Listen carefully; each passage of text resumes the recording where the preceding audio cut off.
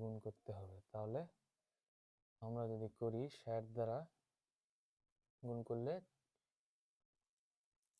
6 গুণন 60, তাহলে আমাদের 360 যোগ 3 363, এটা ভাগ 60, এটা মিনিট হয়ে গেল।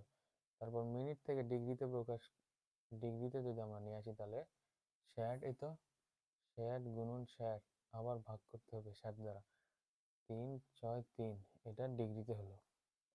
ডিগ্রিতে যদি হয় আমাদের তাহলে 3600, 60 গুণন 60 মানে 3600 গুণন 10 দিলে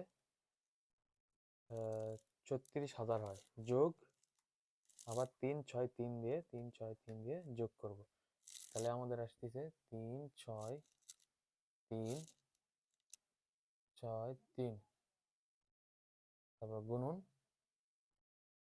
এটাকে আমরা যদি আবার পাই ভাগ 180 দ্বারা রেডিয়ানে প্রকাশ করতে চাই, তাহলে ডিগ্রি থেকে রেডিয়ানে গেলে পাই ভাগ 180 দ্বারা গুণ করতে হবে। তাহলে 60 গুণন 60 গুণন 180, আর এটা পাই উপরে, এটা রেডিয়ান, তখন রেডিয়ান চিহ্ন হয়ে যাবে।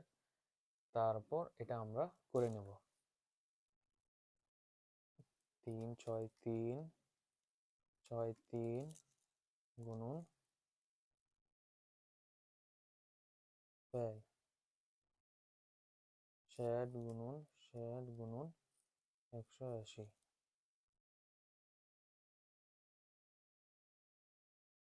তাহলে 0.1769, তাহলে এটার মানে থিটার মান, তাহলে এই যে থিটার মান, এই থিটার মান আসলো 0.1769, এটা আমাদের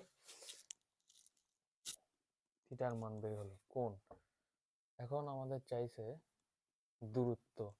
আমরা কি জানি, এস সমান আর থিটা, দূরত্বের সূত্র এস সমান আর থিটা। তাহলে আর এর মান পাইছি 6440 গুণন ওই তো 0.1762927989, এটা দ্বারা গুণ করব, গুণন 6440 গুণ করলে আমাদের আসতেছে 3135.3232 বা 3 লিখলেও সমস্যা নেই, এটা কিলোমিটার, এটাই অ্যান্সার। আশা করি আপনাদের আজকের ক্লাসটা ভালো লাগছে। আসসালামু আলাইকুম।